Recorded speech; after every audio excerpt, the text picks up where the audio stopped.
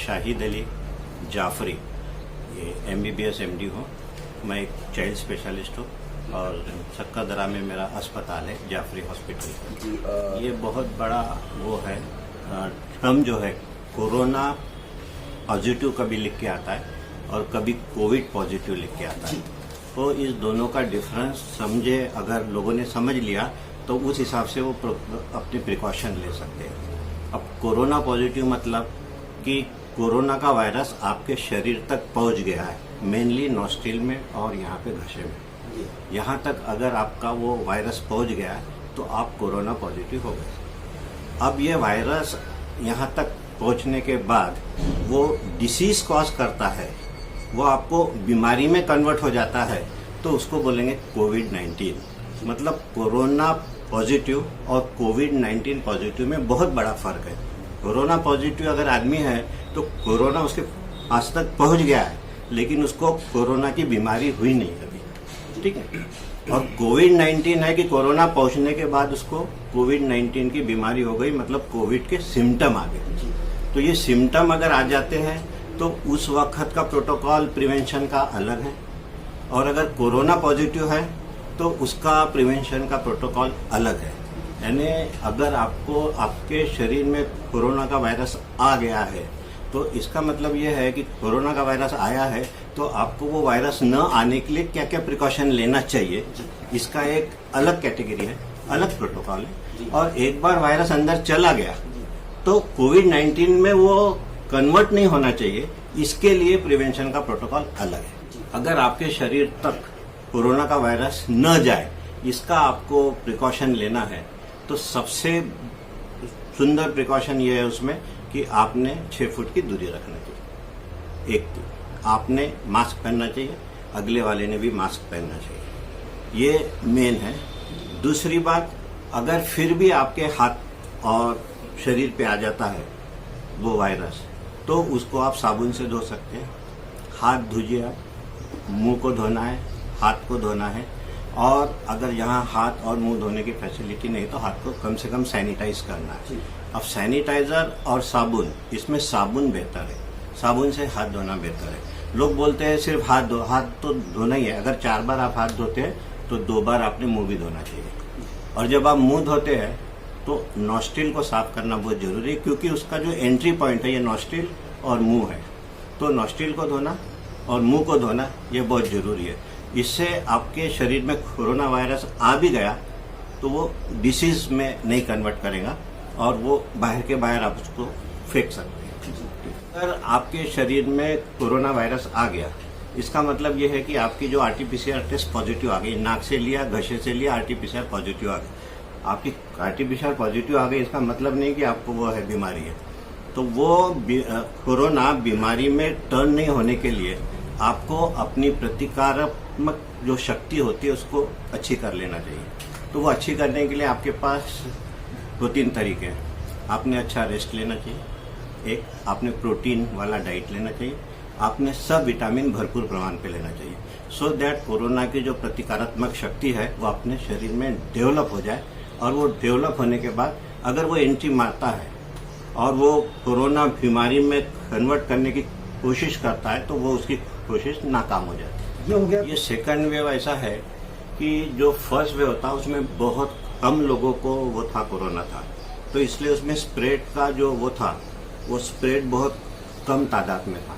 अभी बहुत लोगों को कोरोना हुआ है, वो कोविड में हुआ है कि नहीं हुआ ये अलग मैटर है, लेकिन मैक्सिमम लोगों के शरीर तक कोरोना पहुंच गया है, तो हर आदमी स्प्रेडर है, इसलिए ये बहुत ज्यादा फास्ट स्प्रेड हो रहा है। तो spread, rate of spread in this second wave, ये सेकंड वेव में जो रेट ऑफ स्प्रेड है वो बहुत ज्यादा है। तो मेडिसिन इसमें बहुत महत्वपूर्ण रोल अदा नहीं करती, इसमें आपके शरीर की जो प्रतिकारात्मक शक्ति है वही ज्यादा रोल अदा करती है। और ये प्रतिकारात्मक शक्ति को इंक्रीज करने के लिए आपने प्रोटीन, मल्टीपल विटामिन और जो रेस्ट है, ये 3 बातों का बहुत ध्यान रखना चाहिए। अगर आप रेस्ट लेते हैं और प्रोटीन सही प्रमाण में खाते हैं और विटामिन सही प्रमाण में खाते हैं, खास करके विटामिन सी, अगर विटामिन सी ज़्यादा प्रमाण में खाई जाती है, अच्छे प्रमाण में खाई जाती है, तो आपको उससे प्रिवेंशन हो सकता है। वैक्सीन के बारे में ऐसा है कि जो फर्स्ट डोज लगता है वैक्सीन का, जो फर्स्ट डोज लगाने के 28 दिन बाद सेकंड डोज लगता है। तो फर्स्ट डोज का क्या काम है कि आपके बॉडी को प्रिपेयर करना सेकंड डोज को इस्तेमाल करने के लिए, और सेकंड डोज सही तरीके से इस्तेमाल हो गया बॉडी में तो आपको प्रतिकारात्मक शक्ति आएंगी, अदरवाइज शक्ति नहीं आएगी। तो आपके पास कितने दिन है? जो फर्स्ट डोज है उसके बाद 28 दिन है, तो आपके पास प्रोटेक्शन कुछ नहीं आया, क्योंकि वो तो आपकी बॉडी को प्रिपेयर कर रहा है फर्स्ट डोज। सेकंड डोज भी जब प्रतिकारात्मक शक्ति कब डेवलप करेगा? 28 दिन बाद। तो पहला वैक्सीन लगने के बाद 2 महीने तक आपको कुछ भी प्रोटेक्शन नहीं है, ठीक है, यानी कुछ भी प्रोटेक्शन नहीं 2 महीने तक। तो 2 महीने तक तो आपको पूरे प्रोटोकॉल फॉलो करना है। 2 महीने के बाद भी अब वैक्सीन की जो है अपनी इफिकेसी वो 70 to 90% है, तो उसमें भी मतलब 30 to 10% लोगों को कुछ भी इफेक्ट नहीं आएगा। तो इसलिए सबके सब अब इफेक्ट आ रहा है कि नहीं आ रहा आपको नहीं मालूम, मुझे भी नहीं मालूम, मैंने 2 वैक्सीन ले लिया। तो इसलिए मुझे कोरोना के प्रिवेंशन के जो भी प्रोटोकॉल है वो पूरे टोटली फॉलो करना चाहिए। अब छोटे बच्चों में ऐसा है कि उनकी इम्यूनिटी पावर अच्छी रहती है, तो उनको अगर कोरोना वायरस पॉजिटिव आया भी तो वो कोविड-19 में चेंज होगा क्या, इसका कोई भरोसा नहीं है, और वो बहुत कम चांस होते हैं। इसलिए छोटों बच्चों में कोविड-19 is very less, corona positive बहुत मिल सकते हैं। अब अगर फादर कोरोना पॉजिटिव है और उसको कोई सिम्टम नहीं है और बच्चे के साथ खेल रहा है, तो जाहिर है कि उसके पास भी चला गया। लेकिन बाप बीमार हो जा रहा, कोविड-19 में कन्वर्ट हो जा रहा, लेकिन बच्चा नहीं हो रहा। बच्चा इसलिए नहीं हो रहा कि उसकी इम्यूनिटी पावर ज़्यादा है, और इसलिए अभी हमारा पूरा ध्यान है अडल्ट पे।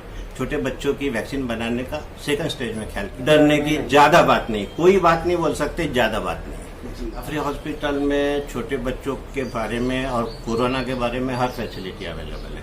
यहाँ वैक्सीनेशन से लेकर तो वैक्सीनेशन भी है।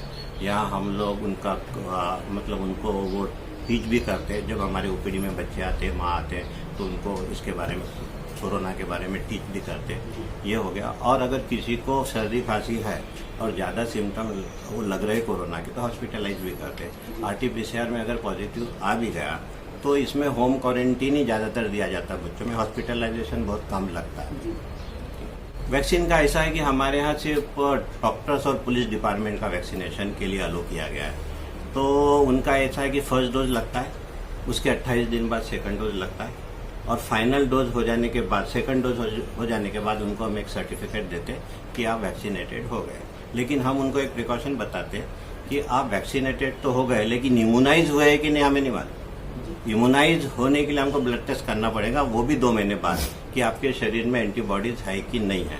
और आपके शरीर में अगर एंटीबॉडीज है, इसका मतलब आप इम्यूनाइज हो गए, अदरवाइज आप वैक्सीन लेने के बाद भी इम्यूनाइज नहीं हुए। अब इसका वैक्सीन की जो कंपनियां हैं वो बोलती है कि 90% लोग इम्यूनाइज हो जाएंगे, मतलब उसमें प्रतिकारात्मक शक्ति आ जाएगी। वैक्सीनेशन और इम्यूनाइजेशन ये 2 डिफरेंट चीज़ है। तो अगर वैक्सीनेशन हो गया है 100% लोगों का भी, तो उसमें से 70% ही इम्यूनाइज हो पाएंगे, ऐसा हम लोगों का मानना है। कंपनी तो 90% बोलती है, लेकिन हमने गिरी से गिरी हालत में 70% पकड़े कि 70% इम्यूनाइज हो जाएंगे। 30% को फिर वो प्रोटोकॉल फॉलो करना है। और वो और आपको मालूम नहीं कि आप 70 में है कि 30 में है। हम जनता को यही बोलेंगे कि पहले आप ये डिफरेंस को समझे कि कोविड-19 क्या है और कोरोना पॉजिटिव क्या है। अगर आप कोरोना पॉजिटिव है तो आपको अलग प्रोटोकॉल फॉलो करना है, आप अगर कोविड-19 है तो आपको अलग प्रोटोकॉल फॉलो करना है। जो मैंने शुरू में बताया कि कोरोना-19 पॉजिटिव का प्रोटोकॉल अलग है और कोविड पॉजिटिव का प्रोटोकॉल अलग है। यही संदेश है मेरा, और दोनों का प्रोटोकॉल अलग अलग फॉलो करेंगे तो आदमी ज्यादा सतर्क रहेगा। ऐसा